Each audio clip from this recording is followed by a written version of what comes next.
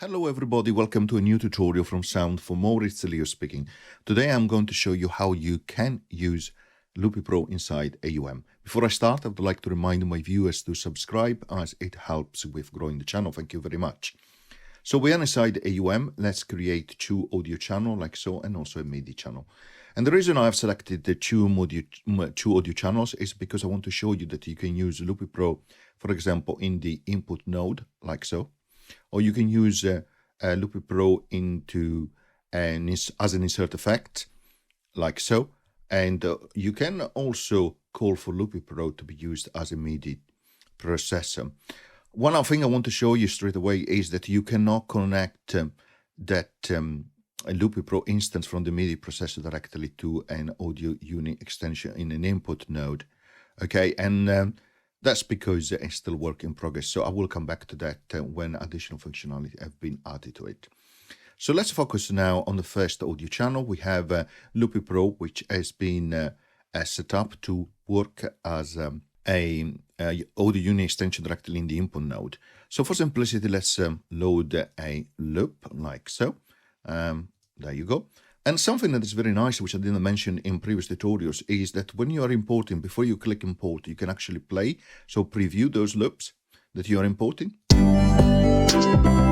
And if you're not happy with what you heard, you can go back to the media folder, document picker, and then pick something else, which I thought is quite cool. Not a lot of application gives you the possibility to actually import preview as you are importing.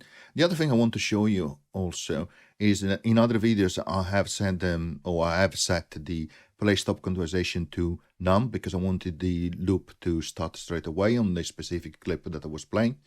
But of course you can also have it to set as a master, so it will go by what has been set on the master clock. And you can also have a custom, so I thought to show you the custom.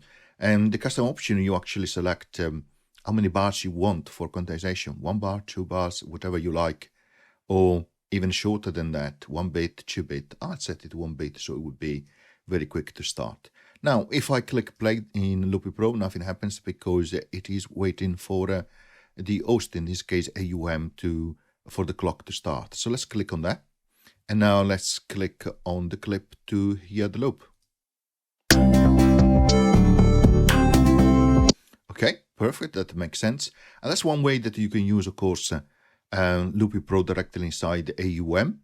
One thing to notice as well is if you go to the mixer now and you're trying to add an effects, of course, you don't have the list of all the audio unit effects because you are already inside a host, in this case AUM. So just remember that.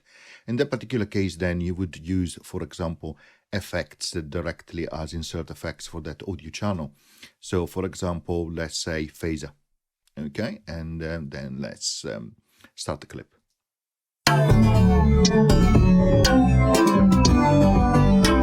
So you can hear that the actually phaser is working as an insert effect.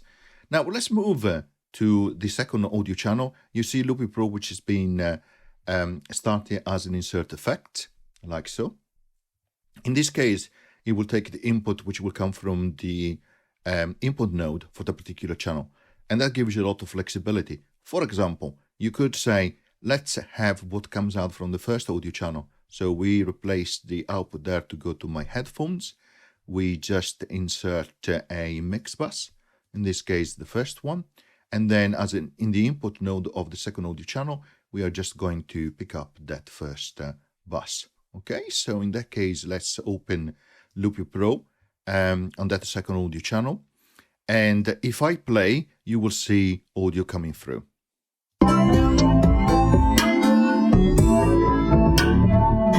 So you saw the audio directly as if it was coming from the microphone. In this case, it's coming from the input node of the second audio channel, which is this one. So like so, for example, you can decide to record on the first clip. Let's click play. Actually, let's set the duration, for example, 2 bars. Let's click play, and then on the clip to record.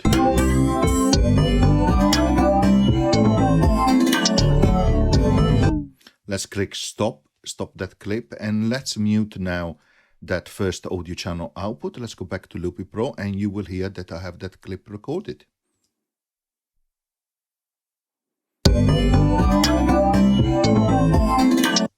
Okay, perfect. So I thought that is quite neat. Additionally, you don't have to use it like that. So for example, you could say, right, okay, let's add directly an hardware input, which could be the microphone. In that case, you record directly the microphone, for example, in one of the clips. Or what you can also do is add, for example, an audio unit extension like a grand piano or anything else. Let's add a keyboard like so. Let's open up the AUM keyboard. Let's open up LoopyPro and resize it. Let's go to the mixer. And let's minimize that. And you can see the input is coming through. Okay, in that case, I could record it as well.